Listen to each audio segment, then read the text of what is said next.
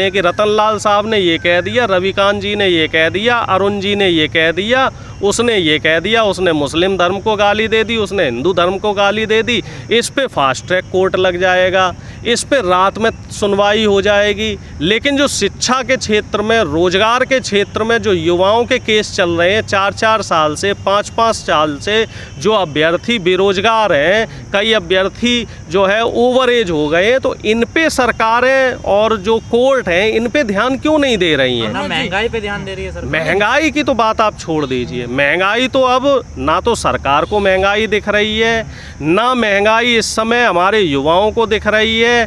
बस इस समय हमारे देश में एक ही चीज़ चल रही है, धर्म।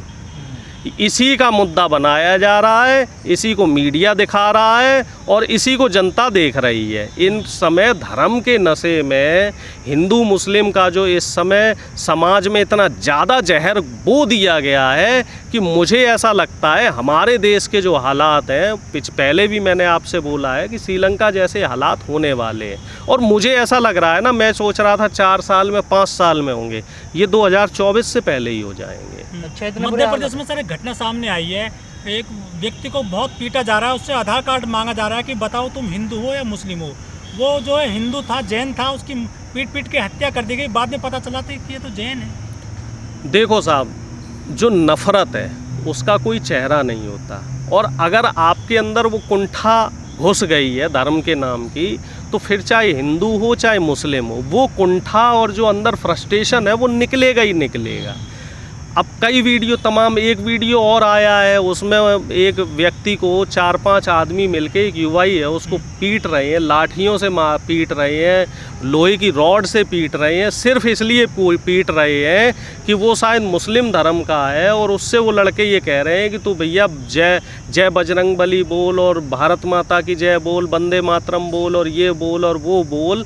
तो हमारे देश में मुझे ये नहीं समझ में आ रहा है कि युवाओं को ये किस तरफ धकेलने की कोशिश कर रहे हैं। और जहाँ मुस्लिम मेजॉरिटी है वो लोग फिर हिंदुओं को परेशान कर रहे हैं, जहाँ हिंदू मेजॉरिटी है वो लोग मुस्लिमों को परेशान कर रहे हैं। अब ऐसा ना समझें, एक तरफ से मत देखें, आप ये ना समझें कि सिर्फ हिंदू ही हैं जो मुस्लिमों को टारगेट कर रहे हैं। जहाँ पे मुस्लिमों को मौका मिल रहा है वो हिंदुओं को टारगेट कर रहे हैं। और इसी तरह का माहौल इस समय जो हमारी मौजूदा सरकार है, भारतीय जनता पार्टी, वो इसी तरीके का माहौल बनाना चाहती है। और इसी तरह के माहौल का सपना इन लोगों ने, जब आरएसएस की स्थापना हुई थी सन 1921 में, तो इसी तरह के माहौल का इन लोगों ने सपना देखा था कि देश को हम लोग नफ़रत की आग में जलाएंगे। हमारे जो पूर्वज कहते थे, बिल्कुल सही कहते थे, इन आरएसएस वालों को सत्ता में मत आने दो, क्योंकि ये मनवादी विचारधारा के लोग हैं, ये सामंतवादी विचारधारा के लोग हैं, ये नहीं चाहते गरीब का बच्चा पढ़ पाए।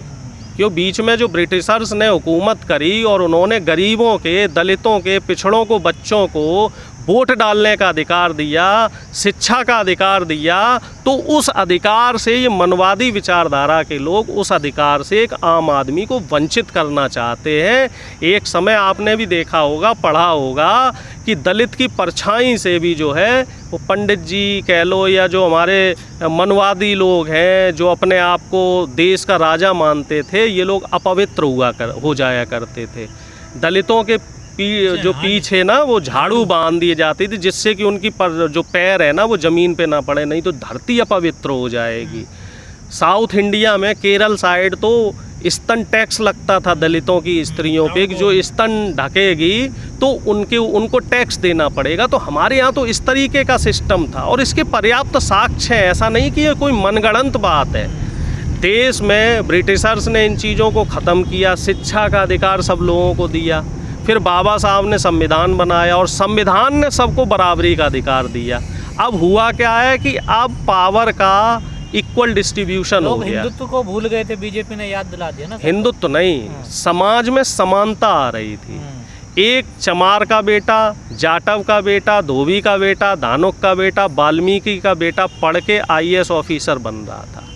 इस व्यवस्था को कुछ कुंठित मानसिकता के लोग हजम नहीं कर पाए। यही बात मुस्लिमों में भी ऊंच नीच है। तो वहाँ भी जो नीचे लोग थे, जो गरीब लोग थे, वो पढ़ के ऊपर पदों पे जा रहे थे, ओहदे पे जा रहे थे, पैसे कमा रहे थे, शोहरत हासिल कर रहे थे, तो वहाँ के जो मौलवी हैं उनको भी ये बात पसंद नहीं आई। तो इन दोनों लोगों ने साठगांठ की, हिंदुओं के भी धर्म गुरुओं ने साठगांठ की और मुसलमानों के ने, कि भाई क्या किया जाए। तो सबसे आसान रास्ता है धर्म की अफीम सब युवाओं को चटाना शुरू करो और मुख्य धारा से इनको दूर करो, शिक्षा से वंचित करो। जो उत्तराखंड है वो देवभूमि कहा जाता है उत्तराखंड को।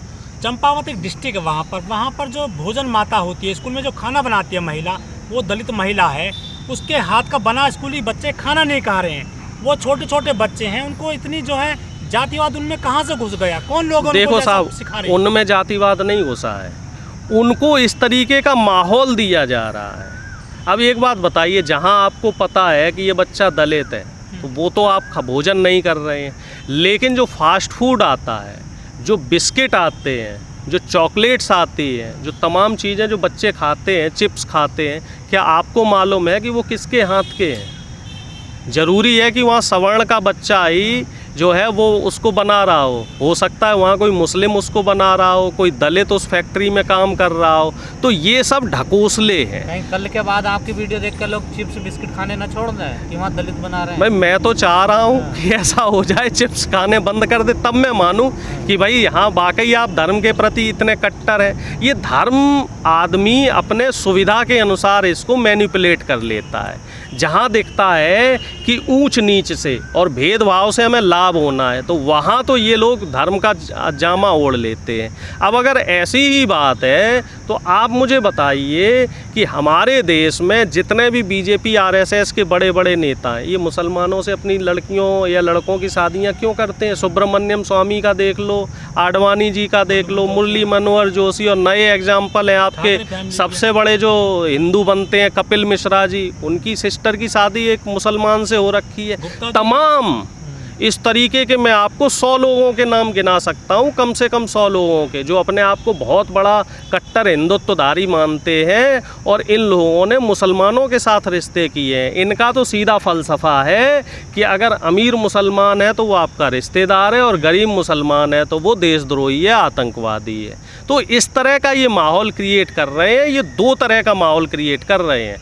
सिर्फ अमीरों को तो अपने साथ रखना चाहते हैं, चाहे वो मुसलमान हो चाहे हिंदू हो, और अगर वो गरीब है तो उसको और गरीब करना चाहते हैं और गरीबों को आपस में लड़वाना चाहते हैं। सर, दलित को यहाँ खाना भी खा रहे हैं बीजेपी के मंत्री नेता, लेकिन जातिवाद तो खत्म नहीं हो रहा है फिर भी समाज। देखो साहब, ये ख़त्म नहीं करना चाह रहे, आप फिर इस चीज़ को समझो। अगर ये चीज़ें ख़त्म कर देंगे, सामाजिक जो विषमता ख़त्म कर देंगे, तो फिर ये वोट किस नाम पे लेंगे?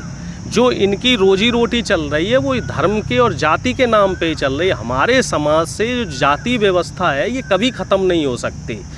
ख़त्म तभी हो पाएगी जब हम संविधान को समझेंगे और शिक्षा के महत्व को समझेंगे। और इसी बात से इनको दिक्कत है, जो बीजेपी आरएसएस के लोग हैं और जो ये मुसंगी विचारधारा के लोग हैं, इन लोगों को इसी चीज़ से दिक्कत है कि आदमी शिक्षा की तरफ क्यों जा रहा है।